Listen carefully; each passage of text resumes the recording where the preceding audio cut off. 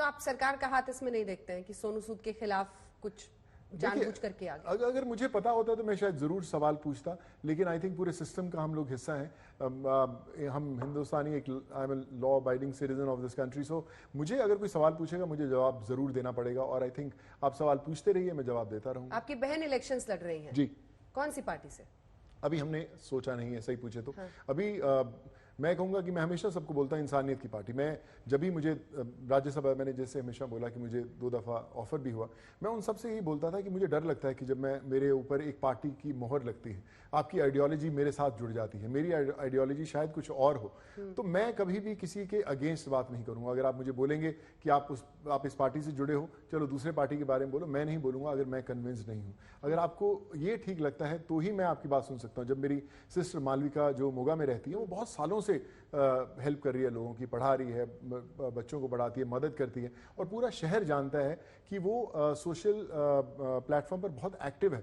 तो लोगों ने ही उसको पुश किया कि मालविका आपको आगे आना चाहिए, तो बड़े स्तर पर आप काम कर सकते हो। मुझे जब पहली दफा मालविका ने पूछा कि भैया मैं ऐसा सोच रही हूँ, मैं करूँ या ना करूँ, तो मुझे लगा कि ये तेरी जंग है, आगे बढ़, मुश्किलें आएंगी, तैयार रहना। सभी पार्टियों के लिए ओपन है आप? कांग्रेस या आम आदमी पार्टी या अकाली, या फिर आपने कुछ तो नैरो डाउन किया होगा? देखिए, मैं अभी ग्राउंड लेवल पर परख रहा हूँ, मैं हवा का रुख देख रहा हूँ कि कौन कैसा काम कर रहा है और क्यों जीतने की कोशिश कर रहा है। मैं सच बोल रहा हूँ आपको, मैं ये फैक्ट है। मैं अगर ये कैमरा है इसलिए नहीं, अगर आप मुझसे अलग भी पूछेंगे तो भी मैं आपको बोलूंगा कि मैं अभी रुख देख रहा हूँ कि मैं बहुत बड़ा स्टेप होता है जिंदगी में जब आप किसी का हाथ थामते हैं, तो आप उसकी अच्छाई और बुराई अपने कंधों पर भी लेते हैं, जो आसान नहीं होता कि आप ये उसके लिए तैयार है या नहीं। तो मैं भी समझ रहा हूं, बोलते हैं कि जब आपको बैटिंग के लिए भेजा जाएगा तो एटलीस्ट कहीं ना कहीं पे नेट प्रैक्टिस होनी जरूरी है, तो मैं वो नेट प्रैक्टिस कर रहा हूं। प्रधानमंत्री नरेंद्र मोदी या अरविंद केजरीवाल दिल्ली के मुख्यमंत्री, कौन आपके मुताबिक बड़े विश्वसनीय नेता हैं? देखिए, दोनों अलग फील्ड के खिलाड़ी हैं। फील्ड तो एक ही है, पॉलिटिक्स। देखिए, मुझे लगता है कि मोदी जी का एक बहुत कमाल का जर्नी रहा है। वो जहां से उन्होंने शुरुआत की और पूरे देश ने उन्हें अपनाया और माना कि ये हमारा नेता है, और उन्होंने कमाल का काम किया भी। और आज भी हमें गर्व महसूस होता है कि हमारे प्रधानमंत्री नरेंद्र मोदी जी ने इतना कमाल का काम किया है। और जब खासकर हिंदुस्तान की बात करें जिसमें 150 करोड़ की जनता है, तो सबको आप खुश नहीं कर सकते, ये हम जानते हैं। तो मोदी जी के सब फैंस है, मैं भी हूं उनका।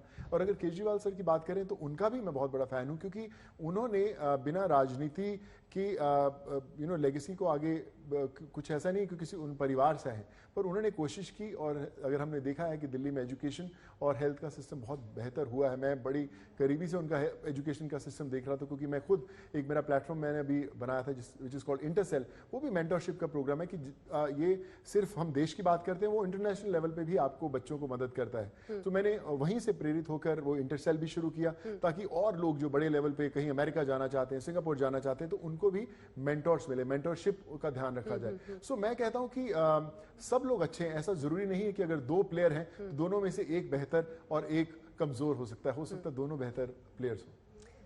चलिए, बहुत नाप तोल कर आप बोलते हैं, आपके जरिए खबरों को अलग से निकालना बहुत मुश्किल है, लेकिन फिर भी मैं ट्राई करती हूँ। अभी आपने कहा था अरविंद केजरीवाल के साथ एक कोई फैमिली पॉलिटिक्स या वो सब नहीं है, क्या आप डिनास्टी पॉलिटिक्स के खिलाफ हैं? क्योंकि कांग्रेस पार्टी में हमेशा यह आरोप लगता है कि गांधी परिवार ही वहां पर 1 to 10 सबसे महत्वपूर्ण रहता है। डिनास्टी पॉलिटिक्स के खराब नहीं, बिल्कुल नहीं। आई थिंक होना चाहिए। कल अगर हमारे परिवार वाले जाएंगे तो हो सकता है उनके बच्चे भी उस पॉलिटिक्स में आए, क्योंकि उन्होंने सीखा है। मेरे फादर की कपड़े की दुकान थी। मैंने सारी जिंदगी सोचा कि शायद मैं कपड़े की दुकान पर जाकर बैठूंगा। वो अलग बात है कि मैंने इंजीनियरिंग चुनी और फिर एक्टर बन गया। और आज जो भी कपड़े की दुकान कितने थी? मोगा बॉम्बे क्लॉथ हाउस नाम की शॉप थी, और 60-70 ईयर से one of the most famous shops अगर बोले पंजाब की थी। तो मैंने जिंदगी में यही सोचा था, मैंने कपड़ा नापा भी है और सब कुछ बहुत समय बिताया है शॉप पर। तो मुझे लगा कि मैं कपड़े की शॉप पर बैठूंगा। डॉक्टर का बेटा डॉक्टर बनना चाहता है, तो फिर राजनीति से जो जुड़ा हुआ है उसका बेटा राजनेता क्यों नहीं बन सकता? अच्छी बात है। लेकिन जो राजनीति से नहीं आता, सबको खुश करके रखते नहीं, उसको सीखना पड़ता है। देखिए, अगर कल कोई नया आदमी आएगा तो उसको बहुत गलतियां करेगा, लेकिन उसको सीखना पड़ेगा। पर जो इंसान राजनीति से आता है, उसके फादर, उसके दादा सब उसको सिखाते हैं कि ए फॉर एप्पल होता है और आर फॉर राजनीति होता है। आपने अपने किरदारों के जरिए सोनू सूद कोई कहीं गुंजाइश नहीं छोड़ी है अपनी एक्टिंग पर, जो आपका लोगों का भरोसा है उसकी धार अलग है। सोशल वर्क के जरिए भी आपने अपनी एक पहचान बनाई, कई कंट्रोवर्सीज आई, इनकम टैक्स रेड, ये सब कुछ होता रहा अपनी जगह पर। लेकिन अगला जो मैं सवाल पूछ रही हूँ, मुझे पता है ये रिस्क मोल लेकर मैं ये सवाल पूछ रही हूँ कि मुझे सही जवाब नहीं मिलेगा, लेकिन क्या आप एक अंतिम रूप से ये कह सकते हैं कि पॉलिटिक्स में आप कभी नहीं जाएंगे, या पॉलिटिक्स का दरवाजा खुला है, आप सोचेंगे और उसके लिए एक अलग माइंडसेट के साथ जाएंगे? खुला है दरवाजा पॉलिटिक्स का या बंद है? देखिए, मैं दरवाजा ही नहीं है। दरवाजा मेरे लिए दरवाजा है ही नहीं। मैं हमेशा बोलता हूं कि जो जिंदगी में आपकी डेस्टिनी में लिखा है वो ले आएगा।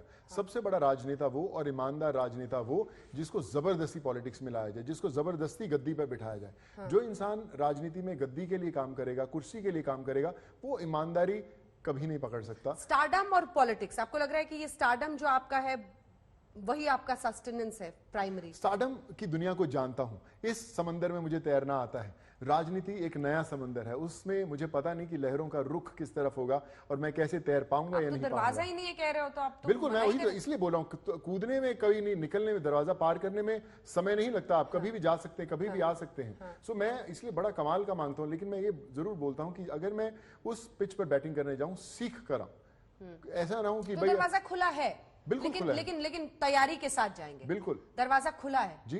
5 साल अभी बॉलीवुड में, उसके बाद देखिए, मैं वही आपको बोलता हूं, समय क्यों कोई चैलेंज नहीं कर सकता। मुझे पता नहीं 5 साल, 10 साल, 15 साल या कभी भी नहीं, जो समय तय होगा उस समय मैं आपके सामने फिर से बैठा होऊंगा और बताऊंगा। और फिर हम लिखेंगे सोनू सूद फला पार्टी।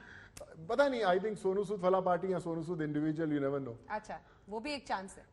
हाल के दिनों में ये बहुत कहा गया, सोनू जी, एक आखिरी सवाल है कि बॉलीवुड को जानबूझकर ये सरकार, मौजूदा सरकार टारगेट कर रही है। जब ये क्रूज ड्रग्स वाला पूरा कांड हुआ, उसमें कई लोगों ने सवाल खड़ा किया कि क्या जानबूझकर फिल्म स्टार्स को टारगेट किया जा रहा है? आपकी इस पर क्या राय है? देखिए, आई विश कि मुझे पता होता कि और मैं इस पर सही जवाब दे पाता, लेकिन दुख होता है। मुझे लगता है कि एक्टर्स जो होते हैं देश का एक हीरोज बोले जाते हैं, उनकी फिल्मों के जरिए या उनके किरदारों के जरिए समाज में बहुत बदलाव आते हैं। लेकिन जब एक एक्टर के ऊपर फोकस होता है या कोई भी चीज़ के अंदर, चाहे आप रेड की बात करें, यहाँ कुछ ड्रग्स की बात करें, तो लोग, जो जनता होती है, वो एक रूप बनाना शुरू करती है। कई बार आप उसके अंदर सफाई नहीं दे पाते और अपने आप को ठीक नहीं कह पाते और आप कई बार कहना भी नहीं चाहते।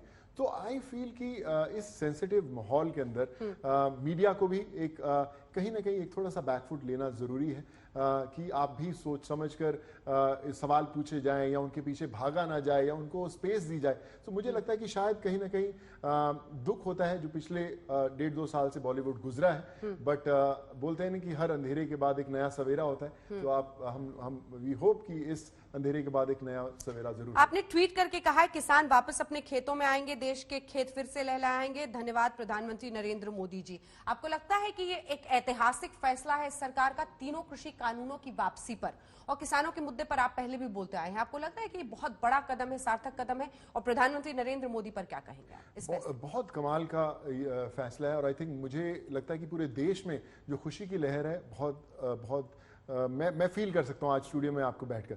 और I really want to thank our honourable prime minister Narendra Modi ji कि उन्होंने इतना कमाल का ये फैसला लिया है, और एक खुशी की लहर, एक उम्मीद वापस जगी है किसानों के बीच में। उन्होंने, जैसे मैंने उनकी जब स्पीच देख रहा था, उन्होंने कहा था कि हम समझा नहीं पाए कि क्या वो कानून क्या थे, काश हम समझा पाते। लेकिन मैं ये भी बोलता हूँ कि नहीं समझ पाए तो ये फैसला लेकर अगर हम उन्हें खुशी दे पा रहे हैं, उन्हें वापस उनके खेतों में वापस उन परिवारों के साथ जोड़ पा रहे हैं, तो बहुत बड़ा ऐतिहासिक फैसला है। और पूरा देश मेरे साथ आज उन्हें धन्यवाद कहना चाहता है कि आपने एक वापस खुशी की लहर वापस देश में ला दी है। चुनावी दाव नहीं है, विपक्ष यही कह रहा है कि बिल इलेक्शंस की वजह से किया है। देखिए, दोनों चीजें हैं। विपक्ष को मैं नहीं कहूंगा, आज अगर आप करते हैं तो चुनावी दाव है कि भैया आप नहीं करते हैं तो भी चुनावी दाव है। तो मुझे लगता है इस बात पर हमें खुश होना चाहिए, हमें धन्यवाद कहना चाहिए कि कमाल का काम है। बोले देर आए दुरुस्त आए, लेकिन समय तो अच्छा आ ही गया है।